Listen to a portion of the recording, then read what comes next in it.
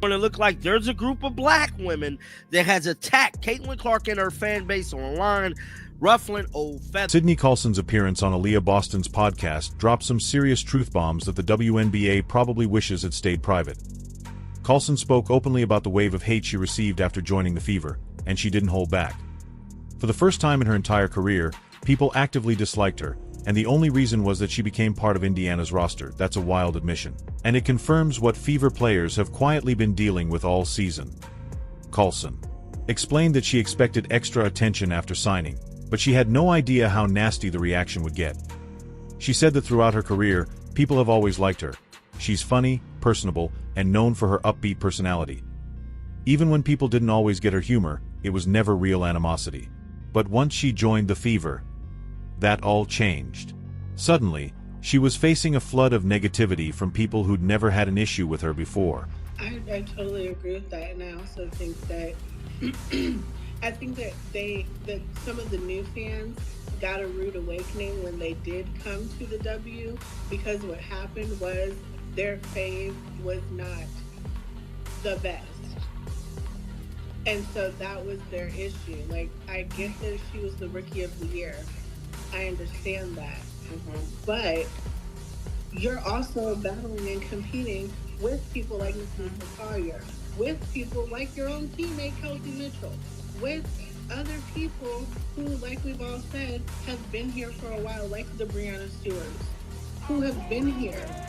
So I'm confused as to why, like Diane Taurasi said, this is a grown woman's game, baby. So, but we're going to change the subject. What makes Colson's comments so powerful is that she's a veteran. Someone who's played for multiple teams and seen just about everything the WNBA can throw at you. She's not a rookie.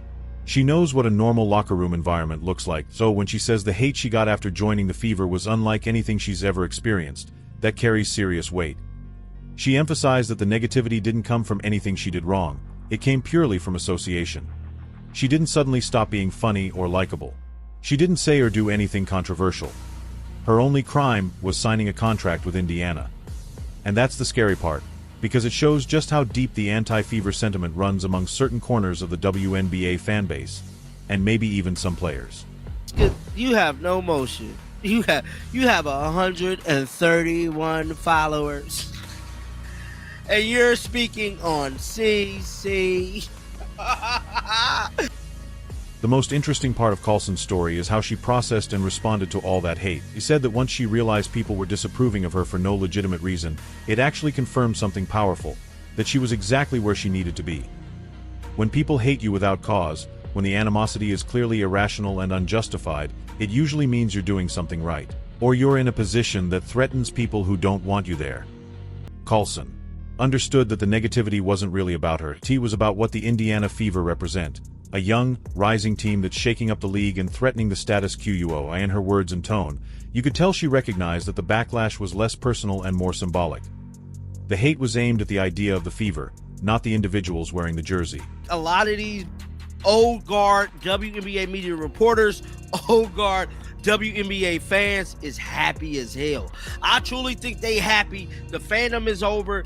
The hype is over. Caitlyn stuff is over. They can go back to normal. Being in a sunken.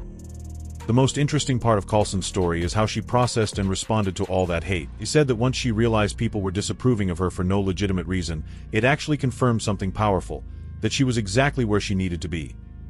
When people hate you without cause, when the animosity is clearly irrational and unjustified, it usually means you're doing something right, or you're in a position that threatens people who don't want you there. Colson understood that the negativity wasn't really about her. It was about what the Indiana Fever represent.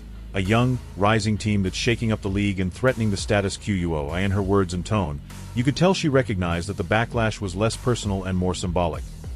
The hate was aimed at the idea of the Fever, not the individuals wearing the jersey. I said what I said. I said what I...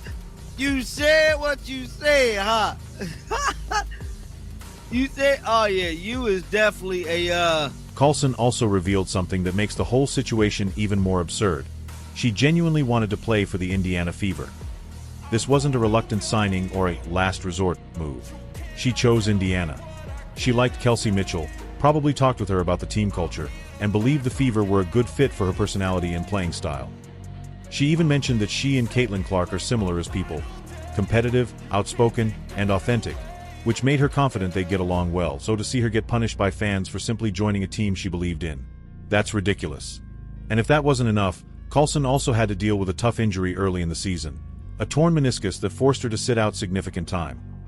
Being sidelined after joining a new team is already frustrating, but doing it while being bombarded with hate from fans and subtle hostility from opposing players made the experience even harder.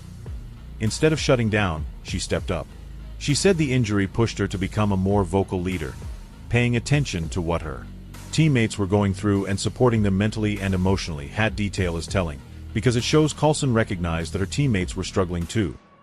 The constant hate toward the Fever wasn't just affecting her, it was affecting multiple players who were trying to keep their focus under unreasonable pressure. That's the mark of a true veteran, turning personal adversity into leadership.